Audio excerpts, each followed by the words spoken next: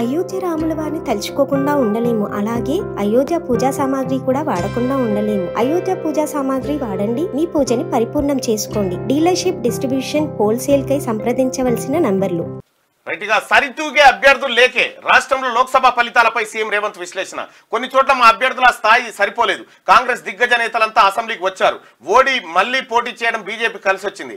రాజధానిపై నా mark Musi project మొదలుపెట్టిన 3 ఏళ్లలో పూర్తి చేస్తాం. 4 ఏజెన్సీలతో ప్రాజెక్టు పనులు చేస్తాం. ఫోన్ ట్యాపింగ్ చేయించిన వాళ్ళు అనుభవిస్తారు. ఈవీఎంలతో అక్రమాలకు అవకాశం ఉంది. రాష్ట్ర ప్రయోజనాలపై కేసీఆర్లా రాజీ పడను. ఏపీతో పంపకాల్లో చట్ట ప్రకారమే వ్యవహరిస్తా. ఢిల్లీలో మీడియాతో సీఎం రేవంత్ ఇష్టాగోష్ఠి.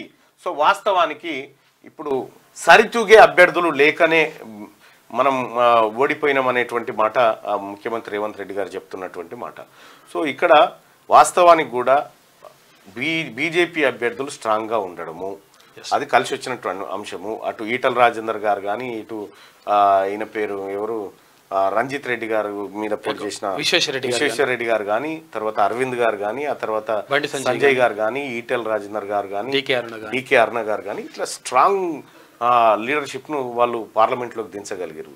అయితే వాస్తవానికి ముఖ్యమంత్రి రేవంత్ రెడ్డి గారు ప్రాతినిధ్యం వహిస్తున్నటువంటి మల్కాజ్గిరిలో కాంగ్రెస్ ఓడిపోవడం, ఆ తర్వాత మహబూబ్ నగర్లో ఓడిపోవడం, ఆయన ఇన్ఛార్జ్గా ఉన్నటువంటి చెవెలలో ఓడిపోవడం, ఇవన్నీ కొంత ముఖ్యమంత్రి గారిని కొద్దిగా ఇబ్బంది పెట్టేటువంటి అంశాలు అయినప్పటికీ కూడా సో మిగతా పార్లమెంట్ ఎన్నికల్లో కాంగ్రెస్ పార్టీ తీసుకొచ్చినటువంటి ఫలితాలు ఏవైతే ఉన్నాయో 8 అవి సంతృప్తిని ఇవ్వని మాట వాస్తవం. అది ముఖ్యమంత్రి గారికి కూడా సంతృప్తి లేదు, ఆ తర్వాత కాంగ్రెస్ హైకమాండ్ కూడా సంతృప్తి లేనటువంటి ఫలితాలే. అయినప్పటికీ ఆ తర్వాత జరిగినటువంటి పట్టభద్రుల ఎమ్మెల్సీ ఎన్నికల్లో మళ్ళీ కాంగ్రెస్ పార్టీకి మేధావులంతా మద్దతుగా నిలబడడం కాంగ్రెస్ పార్టీకి అలాగే ముఖ్యమంత్రి గారికి కొంత ఉపశమనంలాగా కలిసి వచ్చింది. ఇక కొన్ని చోట్ల మా అభ్యర్థుల స్థాయి సరిపోలేదని చెప్పి ఒప్పుకుంటా ఉన్నారు. కాంగ్రెస్ దిగ్గజ నేతలంతా అసెంబ్లీకి వచ్చారు. సో మళ్ళీ పోటీ చేసి ఓడిపోవడంతో బీజేపీకి కలిసి వచ్చింది. మళ్ళీ పోటీ చేసిరాళ్ళు.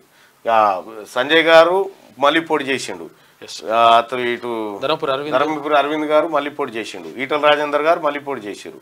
సో ఇట్లా వాళ్ళు పోటీ చేసినటువంటి గతంలో పోటీ చేసినటువంటి అసెంబ్లీకి పోటీ చేసి ఓడిపోయిన వాళ్ళంతా మళ్ళీ పార్లమెంట్కి రావడంతో వాళ్ళకు గతంలో ఉన్న సానుభూతి ఇదంతా కలిసి వచ్చి వాళ్ళు కొంత గట్టినైర్ అనేది వార్తగా.